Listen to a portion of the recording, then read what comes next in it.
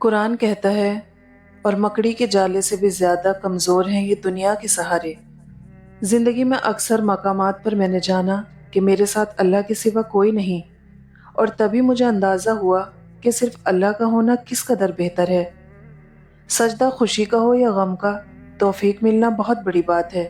یہ کبھی نہ سوچنا کہ اللہ مجھے ہی کیوں آزماتا ہے، بلکہ یہ سوچنا کہ اللہ انہی کو آزماتا ہے جن سے وہ محبت کرتا ہے۔ اپنے دل کی کیفیت اسے بتایا کریں کہ آپ کیا محسوس کر رہے ہیں، کتنی تکلیف میں ہیں۔ آپ یقین کریں وہ بہت پیار سے سنے گا۔ اس کے سامنے رو لینے سے ہی آپ کے دل میں سکون اترے گا۔ بے شک وہ دلوں کا ہمراز ہے۔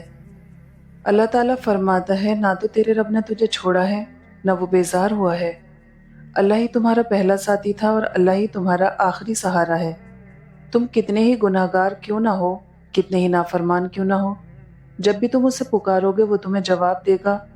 تم پلٹ کر آنے میں دیر کرتے ہو، مگر وہ دیر نہیں کرتا، وہ بس تھام لیتا ہے اور رحم فرما دیتا ہے۔ وہ وقت دور نہیں ہے جب تمہیں تمہارا رب اتنا نواز دے گا کہ تم راضی ہو جاؤ گے۔ اللہ سے اپنا رشتہ اتنا مضبوط کر لو کہ تمہیں کسی کے سہارے کی طلب ختم ہو جائے۔ یہ دنیا ماں کا فاتح عمل ہے، کسی کا بھی صبر ضائع نہیں جاتا۔ یقین رکھیے، اللہ نہ صرف اس دنیا میں بلکہ آخرت میں بھی آپ کے ساتھ کی گئی ایک ایک اذیت کا بدلہ لے کر رہے گا، اور بے شک وہ بہترین بدلہ لینے والا ہے۔ اسلام اتنا خوبصورت مذہب ہے کہ غور سے اذان کی آواز سننے سے ہی ڈپریشن دور ہو جاتا ہے۔ نرم دل لوگ جلدی رو پڑتے ہیں، جلدی روٹھ جاتے ہیں، جلدی مان بھی جاتے ہیں۔ سنا ہے اللہ کو ایسے لوگ بہت پسند ہیں۔ زندگی کا سبق یہ ہے کہ ہر چیز فانی ہے، نہ غم ہمیشہ رہتا ہے نہ خوشی۔ انسان کی اصل پہچان اس کا اخلاق اور رویہ ہے۔ وقت گزر جاتا ہے مگر کیے گئے اعمال ہمیشہ یاد رہتے ہیں۔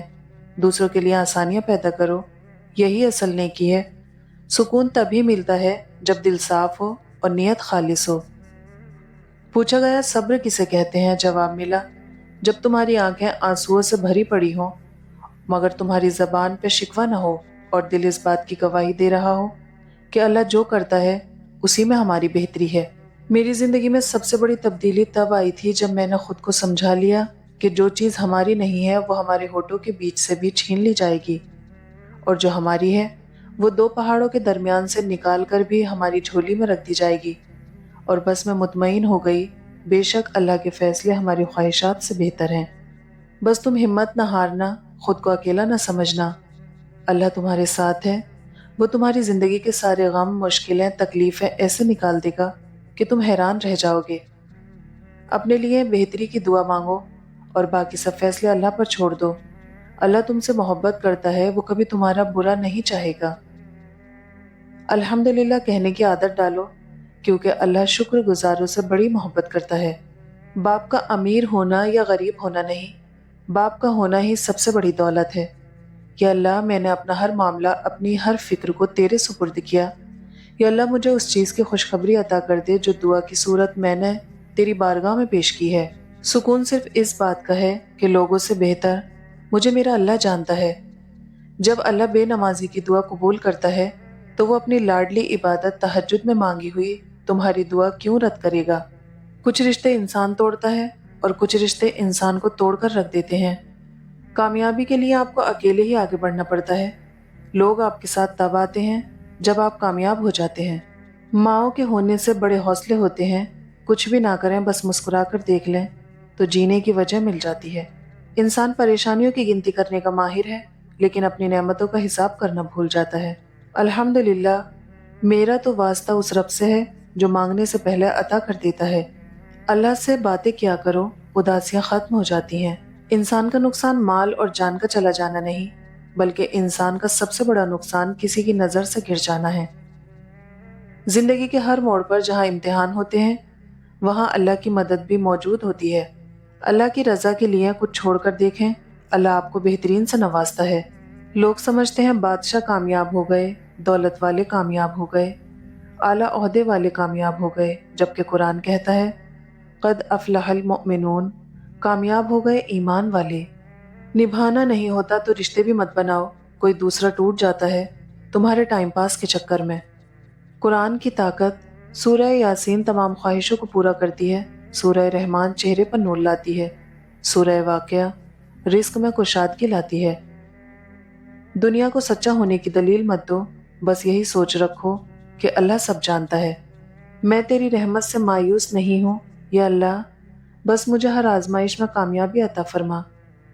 اللہ سے اپنا رشتہ مضبوط کرو کہ تمہیں کسی کے سہارے کی طلب ختم ہو جائے گی۔ نبی اکرم صلی اللہ علیہ وسلم نے فرمایا، میں نے قبر سے زیادہ کوئی بھیانک منظر نہیں دیکھا، یا اللہ قبر کی سختی سے ہماری حفاظت فرما۔ قیامت کا دن ہوگا، ہر انسان پکارے گا نفسی نفسی، اچانک ایک آواز آئے گی، یا ربی امتی امتی، قربان جاؤں وہ ہستی محمد مصطفیٰ صلی اللہ علیہ وسلم ہوں گے۔ حضرت امام حسن اور حضرت امام حسین وہ ہستی ہیں جن کے کپڑے عید پر جنت سے آئے تھے، جن کے آنے پر کائنات کھڑی ہو جائے انہیں محمد صلی اللہ علیہ وسلم کہتے ہیں، اور جن کے آنے پر محمد صلی اللہ علیہ وسلم کھڑے ہو جائیں انہیں فاطمہ کہتے ہیں۔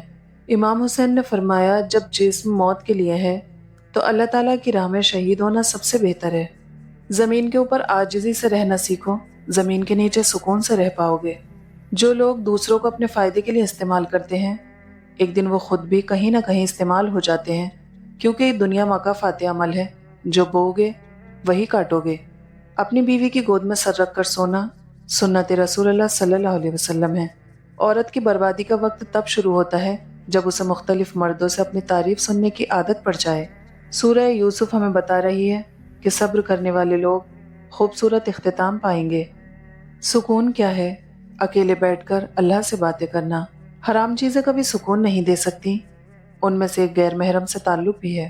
حضرت خدیجہ رضی اللہ عنہ نے فرمایا، عورت کے لیے بہترین زیور پردہ ہے، اور پردے دار عورت جنت میں میری بیٹی فاطمہ کے ساتھ ہوں گی۔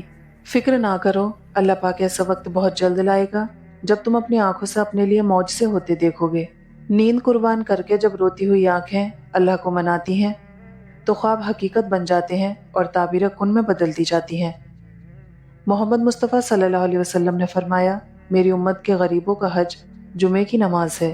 شوہر اگر گھر سے دور ہو تو لوگوں سے بھرا ہوا گھر بھی عورت کو ویران اور خالی سا لگتا ہے۔ سمجھدار بیوی وہ ہوتی ہے جو زندگی کے معاملات میں خاوند کو بڑا بنا کر رکھے، کیونکہ خاوند کو اللہ نے مرتبے میں بڑا بنایا ہے۔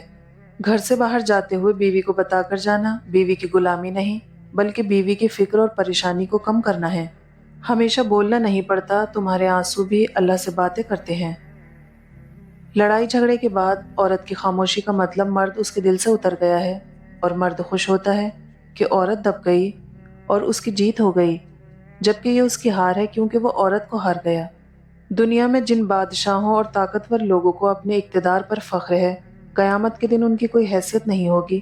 اس دن صرف اللہ تعالیٰ کی بادشاہت باقی رہے گی۔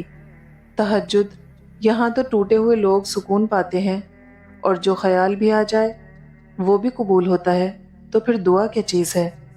اپنی نیکی چھپانا آپ کی سوچ کا امتحان ہے، دوسروں کا عیب چھپانا آپ کے کردار کا امتحان ہے۔ وقت بہت ظالم ہے، تجربہ دے کر معصومیت چھین لیتا ہے۔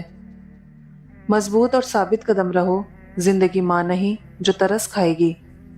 اپنی ساری باتیں اپنے رب کے ساتھ کرو، اور اپنے رب کی باتیں رب کی مخلوق کے ساتھ کرو۔ اگر دنیا میں تمہیں کبھی شدت سے غم ملے تو گھبرانا مت، میرے غم کو یاد کر لینا، تمہارے غموں کا وزن ہلکا ہو جائے گا۔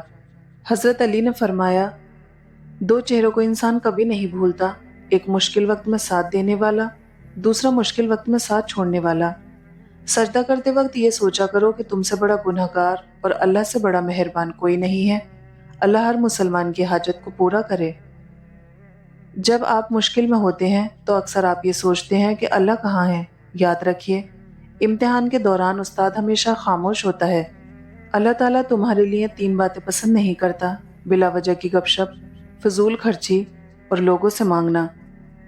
یقیناً اللہ مخلص دلوں کو نوازتا ہے، وقت لگتا ہے لیکن عطا کمال کرتا ہے۔ یا اللہ ہمیں ہر مرض، قرض، رسوائی، تنگ دستی اور ناگہانی آفتوں سے محفوظ رکھ،